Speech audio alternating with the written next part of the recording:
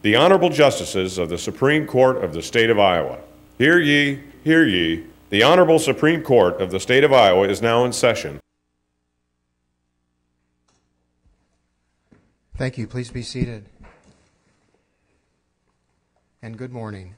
We have 8 cases that will be submitted this morning. Those cases are as follows. Joshua Venckus versus City of Iowa City and others. The second case is Julio Bonilla versus Iowa Board of Parole. Next case is Gregory Baldwin versus City of Esterville and others. The next case is State of Iowa versus Ronald Stenhoek. Next case is Tennis Den Hartog versus City of Waterloo and Sunnyside versus Waterloo. Next case is State of Iowa versus John Diekman, State of Iowa versus Jonathan Weston, and State of Iowa versus Dale Tournier. Now those last 5 cases are now submitted to the court without an oral argument, and we'll proceed to hear the argument in Venckus versus City of Iowa City. Mr. Goers. Okay, thank you. Mr. Livingston. Good morning, everyone. May it please the court, Ms. Cole, Mr. Diaz, Mr. Goers. I represent Johnson County and the Johnson County attorneys who've been named in this action, but I'm here to advocate for them and for all persons who perform functions closely associated with the judicial process, and that includes all of you by defect. Now, the simple question we'll have is to ask you to reverse the district court, and that's treated fairly simply because the district court failed to follow the standard applicable for motions to dismiss and granted a time for discovery. But I won't talk to you about that. Instead, I want to focus on an issue that I think is going to be more important for this court, and that's determining whether or not the doctrine of absolute immunity, as we know it in all other jurisdictions and in the common law of this state, will be applied in God-free actions. The doctrine should be applied because it is part of the framework of tort law which God-free claims have to be grounded in practice. That's been recognized in the Baldwin decision. And the Iowa court has a duty and role in crafting the remedy available under God-free. Can I ask a question here? Under 671.4, it defines torts under the Municipal Tort Claim Act. And the Municipal Tort Claim Act says every civil wrong which results in wrongful death or injury, and then it goes down to the end, whether statutory, other duty, or denial or impairment of any right under any constitutional provision. So it appears to me that the Municipal Tort Claim Act captures a God-free claim. And if it does, why wouldn't only the exemptions in 670.4 apply and not apply rather than the common law exemptions? Because the legislature defined what exemptions there are and what exemptions there aren't. Well, Your Honor, I'm happy to answer that question, but keep in mind that's not a point that we had raised or preserved for the county defendants, but that is an argument of the city defendants that I expect Mr. Goers to address more directly. The county is under the Municipal Tort Claim Act. Agreed, but we appealed solely on the basis of absolute immunity. But to answer your question, but if 670, Chapter 670 applies, it would apply equally to the county, and there is no absolute immunity under the Municipal Tort Claim Act. Absolute immunity in this jurisdiction has been applied as a part of tort law above and beyond that of any specific cause of action or through the Municipal or Iowa Tort Claims Act. These are protections that are afforded to the judicial process and not necessarily granted by or abrogated by the Tort Claims Acts. What authority do you have that the Tort Claims Act doesn't supersede it? the experience that we've had in this court in ruling on, in the courts of Iowa and ruling on absolute immunity for municipalities, officers working for municipalities. And that case is? No cases. Well, I can cite to district court decisions in which we've had that granted, and it is regularly raised. But to the extent that you're suggesting that the Municipal Tort Claims Act is somehow going to be determined, or Iowa Tort Claims Act be determined to be superior to the Iowa Bill of Rights and the private right of action that the court has now found for it, I think that we'll find some disagreement on the... I'm not saying it's superior, but by definition it becomes a Municipal Tort Claim Act, whereas the State Tort Claim Act does not include constitutional claims. I mean, there's a distinction between the state and the Municipal Tort Claim Act. Sure. Well, in an analog of 1983, to the extent it would apply, we have the application of existing common law tort remedies such as absolute immunity that has been applied to augment and to apply in cases of Section 1983. To the extent that the legislature has attempted to carve out any defense that's not available in 674, the exemptions to sovereign immunity. One would think that those exemptions to sovereign immunity are defenses in and of themselves, but do not eliminate other defenses that we would have. Common law defenses.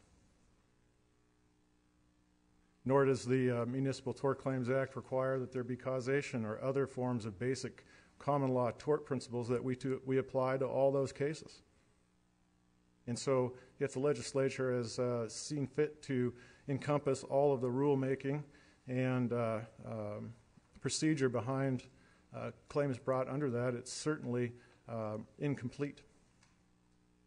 Justice Scalia has suggested a number of opinions that there historically was no absolute immunity for prosecutors, at least as of 1871. I know you're familiar with the cases. But the most there was qualified immunity. Number one, do you challenge his history? I think that the earliest case I'm aware of is Griffith v. Slinkard from the late 1800s, and time-wise, whether that came before or after the implementation of Section 1983, in my opinion, sitting here today in 2019 is of no consequence. We have hundreds of years of absolute immunity doctrine that have been developed across the nation. Well, the absolute... let me share with you my reading and give you an opportunity to push back. Absolute immunity was well established in common law for judges. I mean, there are lots of cases, and I think you're right about centuries. The rationale was that a judge is a neutral decision maker, number one. And then number two, that there were rights of appeal and processes that kind of protected. You're familiar with all this. So the common law was clear on judges, but with respect to prosecutors, no. And indeed, to the extent we look at the common laws of the Iowa Constitutional Convention in 1857, there was no absolute immunity for prosecutors anywhere. It's a more modern invention. Am I accurate? Well, I think it's not necessarily a modern invention when it's older than probably the combined ages of everyone on the bench, 100-plus years to, not quite that many. But in 1857, there was no authority for absolute immunity for prosecutors. Well, in 1857, the basis for modern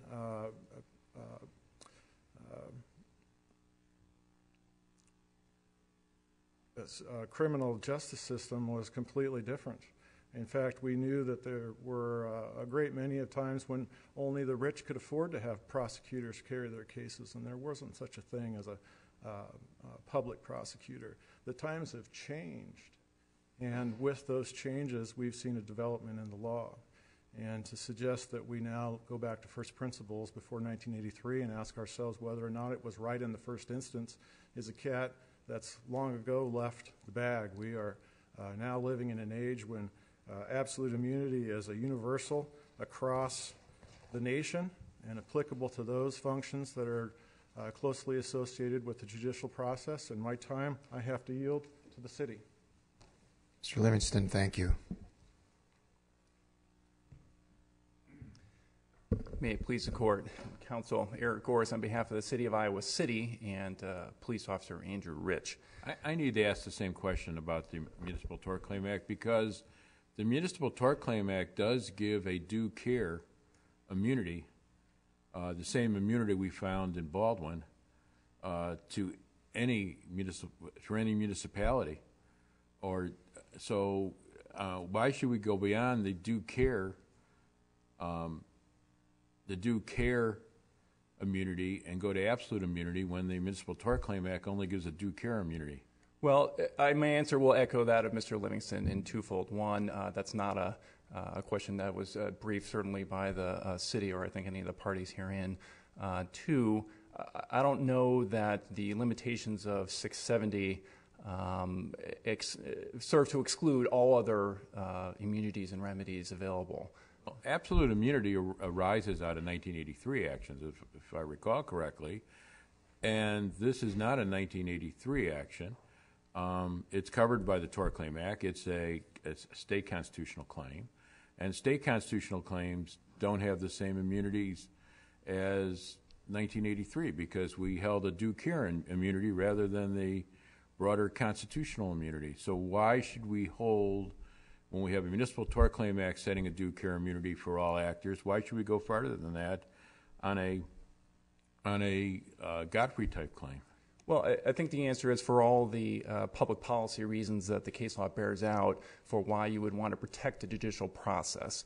I think that if this court were to conclude that constitutional claims would only be entitled to all due care, every prosecutor, every police officer would be frequently dragged into court.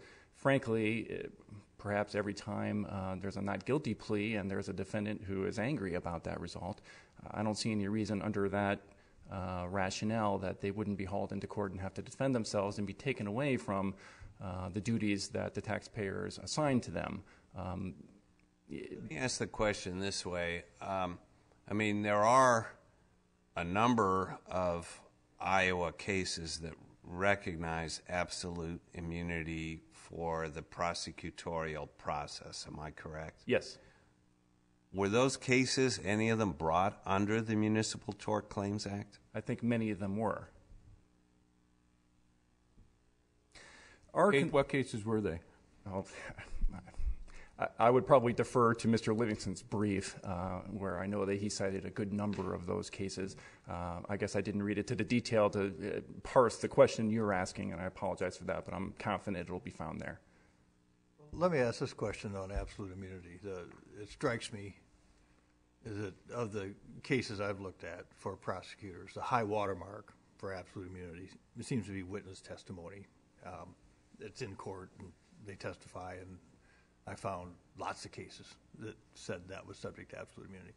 But then you go down, you go across the spectrum, if you will, and you get to situations where you might have, let's just say, destruction of evidence. Sure. Which would be, kind of down the line. Right. Not alleged here for the record, but go on. But I take it would be your position that deliberate Brady violations, fabrication of evidence, presenting false testimony, all these kind of things, would not be subject to absolute immunity. I would agree. I think those fall under the exceptions. Now, I believe there is case law that stands for the effect that even perjured testimony could be protected by absolute immunity. But as you suggest, there are exceptions for fabrication of evidence and that kind of thing. Those exceptions tend to be part of the investigative process.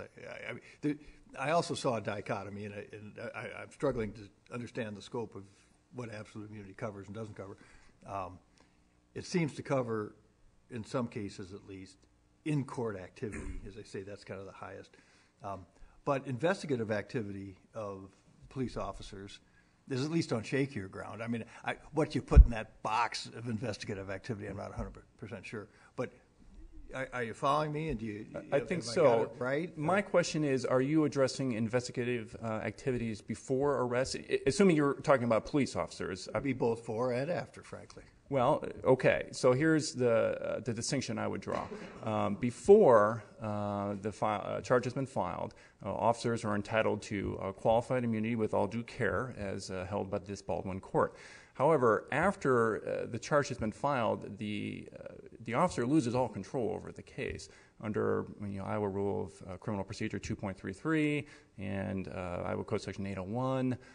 There is no longer any control by the officer to take any steps to dismiss that case, even if he had screamed from the mountaintops that he thought dismissal was appropriate. He would not have the power to do so, and thus it seems inappropriate to hold him responsible for not taking an action that he is not legally entitled to take.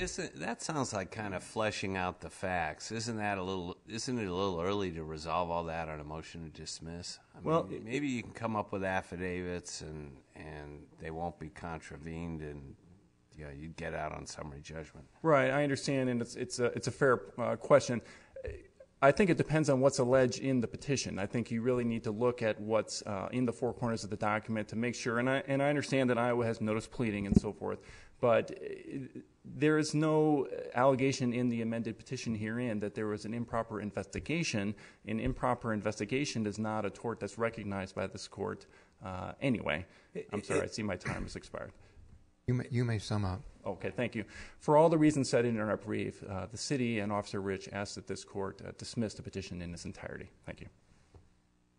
Mr. Goers, thank you as well. Mr. Diaz. Thank you, Your Honor.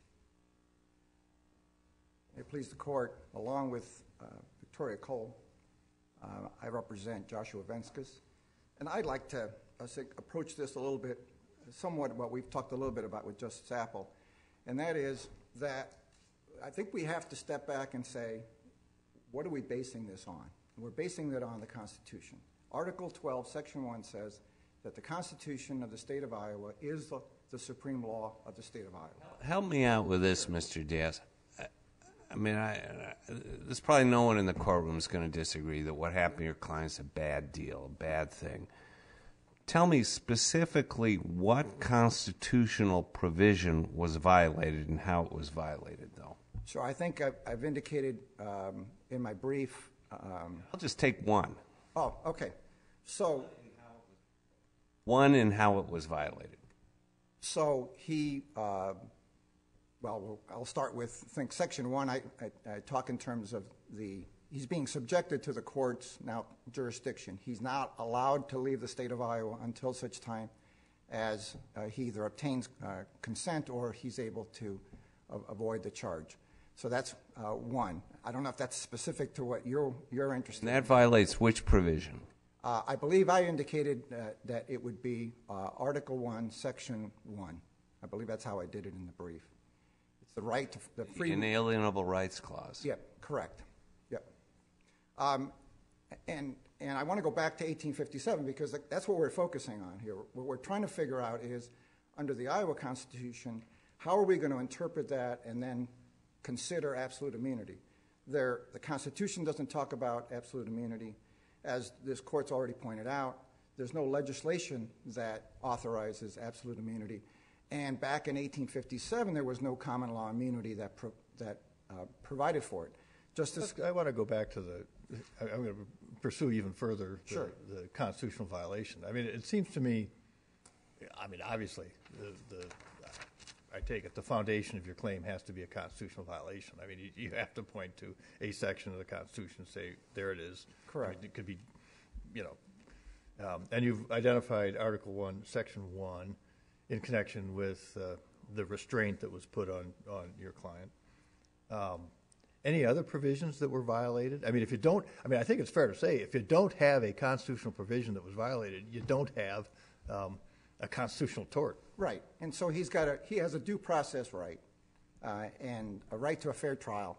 And in this context of providing proof that he was not at the scene and providing proof that he could not have committed this crime, and yet be subjected to prosecution for it, that violates his due process right to be free from the effort of the government to try to convict him of a crime that he didn't commit.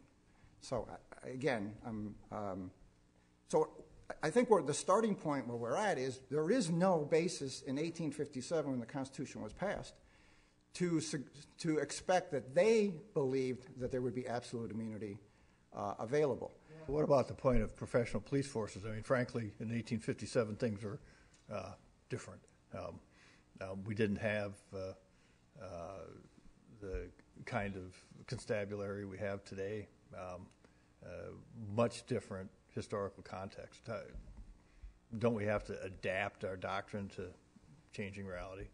Right. So, and what I was driving at was, and I think Justice Scalia drives at it, is that in order to enforce absolute immunity, you have to have a combination of things. You have to have a common law immunity that existed at the time the document was prepared, and then you have to have some public policy that goes with it.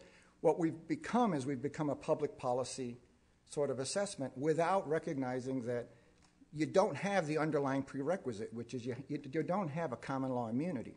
So we've sort of stepped to that second part. And so in discussing that second part, which is your question, the public policy seemingly appears to them to be one-sided. It's the prosecutor has a right to be protected from frivolous lawsuits or just a regular ongoing litigation. The problem is there's two competing alternative public policies. One is every individual who has been harmed has a right to a remedy. And secondly, the Constitution itself, written in 1857, was intended to be protected. And so those two public policies have been ignored in this analysis of what do we do to protect prosecutors from the potentiality of a lot of litigation. Well, let me ask you this. I mean, I was probing case law with your opposing counsel, but there have been, cases that have extended absolute immunity into the prosecutorial arena, at least, of course, particularly the witness cases. And if you just looked at the case law and set aside the history, but if you just looked at the case law, the question seems to be, to what extent does absolute immunity bleed into prosecutorial activity? And the case law varies on how far it goes. But don't you have to say that the case law at least supports absolute immunity in some context for prosecutors? Yeah, but it's not in the context of the Iowa Constitution, which is what we're supposed to be doing here. We're supposed to be trying to fit, what we're doing is we're taking a concept that was created after both 1857 and 1871 when 1983 actions were created, and we're trying to apply that back to the Iowa Constitution. And if the forefathers said, no, we didn't anticipate or expect that you're going to have absolute immunity, then why should we impose that on them now?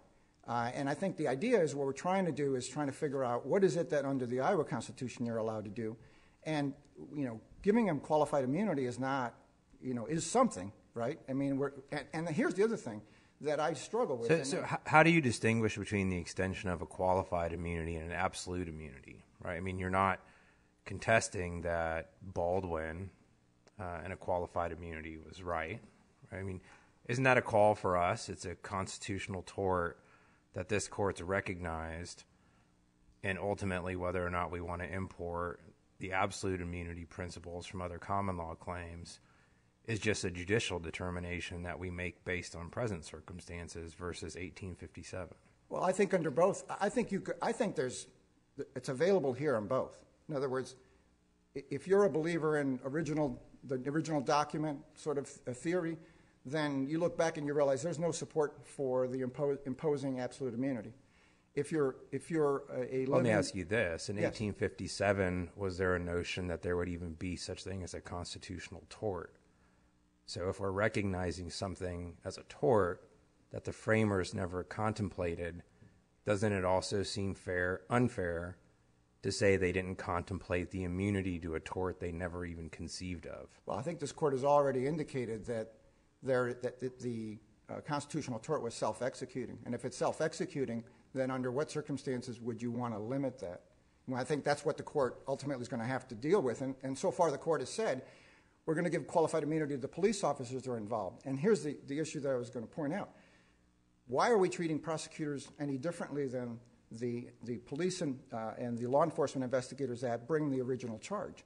I mean, the immunity that's given to the police and the law enforcement ought to be an equivalent to what is available to the prosecutor, so that one is not one of the outliers or one of the effects of giving absolute immunity to prosecutors over the last 100 years is that you plead around it, and you plead and you make a claim against all of the police investigators and the law enforcement people, and they end up with all the liability, and the prosecutors, who are oftentimes equal partners in that process, or maybe even have some greater weight to the decision, they don't get any, they get no liability. Can I change gears Sure, real absolutely. quick? I want to address the statute of limitations question, and specifically as it relates to the common law claim for malicious prosecution against the city and the investigator, Rich. Okay. I know you cited some authority from the restatements indicating there's a continuing prosecution tort. What is the best authority that applies to a public official, a police officer, et cetera? Because as I read the restatement, it specifically says it applies only to private individuals and not public officials. Well, the restatement, well, first of all, the case law that we've had so far talks in terms of, and the elements of a malicious prosecution include the instigation, and I can't remember exactly the word, but the idea of continuing that process. And certainly officers are involved in that, first bringing the claim and then being equal partners in the process of bringing the claim to trial. So I think that's the underlying basis for the malicious prosecution claim. And what is the case that involves a police officer for a continuing prosecution claim? I don't have that off the top of my head, Your Honor. I apologize. Okay. So anyway, let me follow up on that just a bit. Your opposing colleagues say, well, police officers aren't driving the bus once the charge is filed. I think there was some recognition that pre-charging there may be some exposure for investigatory activities. We'll set that aside for now, though. But post-charging, at least the suggestion was that there should be no liability and absolute immunity should apply. Number one, factually, did you make pre-charging claims? no, we did not. Okay, so then two, why isn't he correct when he says, well, the train left the station and the conductor is not the police officer anymore? Because I don't think that's the reality of the way the law enforcement works.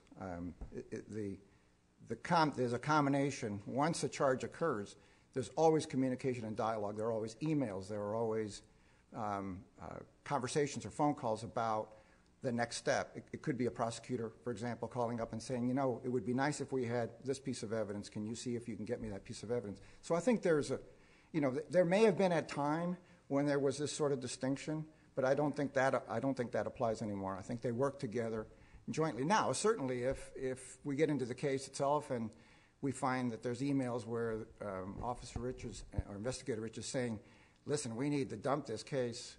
We're not going to be able to prove it," then that certainly will be evidence to show that they acted with all due care. But I don't think we're at that point. Under existing body of absolute immunity, it's tied to conduct intimately associated with the judicial process. And I'd like to ask you, where is the line drawn? And is the filing of charges a bright line rule that answers that for us? Well, the second question, I don't think it's not. I think that if anywhere, if we go back to Justice Scalia's point, which is that the only places where we've been given absolute immunity are judicial actions, which are those people who are resolving disputes, and secondly, defamation immunity, that which occurs within the confines of a trial, whether it's a lawyer, a witness, or a party who makes an allegation in the course of a trial. In that instance, those individuals were at common law provided with immunity. So if there's going to be a bright line, in my view, is when the trial starts. That's if you're going to draw. a So the Friday before trial, working with a witness, that's on the wrong side of the bright line. Well, it depends obviously on, I mean, what are they working on? But I would indicate to you that there is no absolute immunity. There's qualified immunity up until that point. But once the trial starts, the trial itself is subject to absolute immunity. I think that's what Justice Scalia was talking about.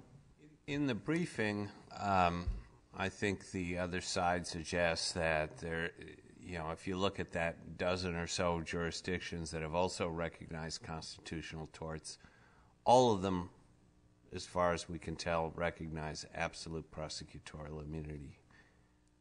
Do you have any basis in terms of out-of-state constitutional tort authority for not recognizing absolute prosecutorial immunity in the context of a constitutional tort? In my recollection in reading those cases, I'm not sure that they all applied in the context of a prosecutor. I think some of them were judges, if I recall correctly. I didn't see anything specifically that post-Godfrey sort of deals with that issue. I think ultimately, I go back to that, as I think it's Justice McDonald has indicated, that this is a matter of interpreting and analyzing the Iowa Constitution and not some other state's constitution. We don't know, for example, whether any statutes are involved. It's difficult to look at other states in this context, especially when this court has already indicated that we're going to go our own way in terms of how we're going to handle qualified immunity. Under the immunity issue, does the city or county get the benefit of the immunity to the police officers under respondeat superior, or do they not? Well, certainly not something that I think that's part of the Baldwin 2 case. Are we talking about the same issue, Justice? Well, Baldwin, we only gave it to the employee, and I guess the later case this morning we're going to decide whether or not it applies to the municipality. What's your take on that? So you're asking me for an advisory opinion? No, because you've sued the city and you've sued the county. I mean, you sued the city, county, and the employee. So do we make a distinction or don't we? Well, first of all, so it's clear, when we filed the lawsuit, it wasn't clear to us how the court's going to impose the issue of immunity and whether or not it's going to give immunity just to individuals. And so that's how we framed the lawsuit. And one of the reasons why you'll see that I amended the lawsuit to add the individuals, because it wasn't clear exactly how we were going to do this. From my take on it is that I think it's difficult to provide immunity to one and not to the other, because I think it creates an, and again, we're talking about individuals being able to plead around the problem. I think I'm way past my time. I apologize for that.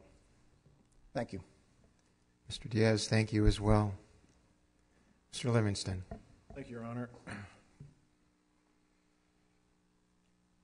By virtue of technology, Your Honor, I had an opportunity to look at 670.2. It creates liability where none otherwise would exist for the torts that would apply to municipalities. That liability is exempted, of course, under 670.4 for certain things that sovereign immunity is reserved. 670.4 doesn't say that there are no other defenses that would apply. I don't follow the court's rationale to suggest that somehow the Municipal Tort Claims Act is limited to only the defenses that are provided for it by reserving sovereign immunity under 670.4. As to Mr. Diaz's argument, I think the court needs to recognize that in the criminal justice system there is a trade-off. I don't know if we're saying it. I'm saying, and it's not the court, it's me. Yes. And I don't know if I'm saying that it's the only one, but they do have the negligence immunity for municipalities. Yes, only in certain circumstances. The municipalities are not immune under 670.4 if they exercise due care, except for in that limited 670.4, I think 4, where the exercise of due care is utilized. The court needs to recognize that and plaintiffs should recognize that the criminal justice system is a series of trade-offs. We have competing values. We have values to enforce the law and the morals of our jurisdiction through the democratic process. On the other hand, we want to make sure that only the guilty get punished. And those things are competing interests. The nature of competing interests and trade-offs in the criminal justice system, a good example of that is absolute immunity. When we all know, inherently probably biased, all of us as lawyers, that we don't like to think of wrong deeds going unpunished. And so when we think of immunity, we think this is something we can't live with. But there are other reasons why it needs to exist. And it's a trade-off, like many trade-offs in the criminal justice system. And I would ask the court to take a look at Judge Wilkinson's article in defense of American criminal justice, which is not briefed, and I just read it last night because it was interesting. 670 Vanderbilt Law Review 1099, May 2014. Does a great job of looking at how people like the plaintiff and legal commentators have attacked the criminal justice system and trade-offs like absolute immunity and have failed to consider and give proper... Is your position that the county gets the same immunity as the officers? No, I think... The county officials. I mean, if the county officials get absolute immunity, then the county gets absolute immunity? This is an issue I raised in summary judgment in a case that went to the United States Supreme Court about coupling immunities with pre-prosecutorial actions in the case of a prosecutor and those that are clearly covered by absolute immunity. It was an unanswered question because that case settled. But I believe we were going to have a 5-4 decision. And the question an answer to your question is, I think you have to decouple and look at the immunity that fits the function. Absolute immunity is designed not to protect the person or the location, but the function, and that function only when it's tied very closely to the judicial process, whereas qualified immunity protects the person, and that immunity can apply entirely separately. But two immunities. The common law under Iowa before the Municipal Tort Claim Act, sometimes the immunities or the defenses would apply to the city or the county, and sometimes they wouldn't, depending on, I guess, the function again. The answer to your question that you posed earlier, whether or not I would think that the municipality should be covered by the immunities, as a policy reason, they should. Because otherwise, those officers who would be held not liable, but yet the entity with which they work is going to be financially responsible, or the taxpayers through paying premiums to their risk pool. If you put pressure on the employer, but not pressure on the employee, I think you defeat the purposes that the immunities are designed to protect. And I'm over my time. Thank you, Mr. Livingston. Mr. Goers. I'll be very brief, and I'll just address one of the issues raised, and that's about municipal liability. As this court said in Baldwin and in other cases, constitutional torts are still torts, and one element of a tort is causation. There are no allegations herein that there is any custom, policy, or practice violation of the constitutional rights of the defendant that would be held against the city. And consequently, there would be no reason to hold the city responsible for the acts here. So I think respondeat superior is inappropriate for this case, and the city should deserve those immunities. Thank you. Mr. Goers, thank you as well. Mr. Livingston, thank you again.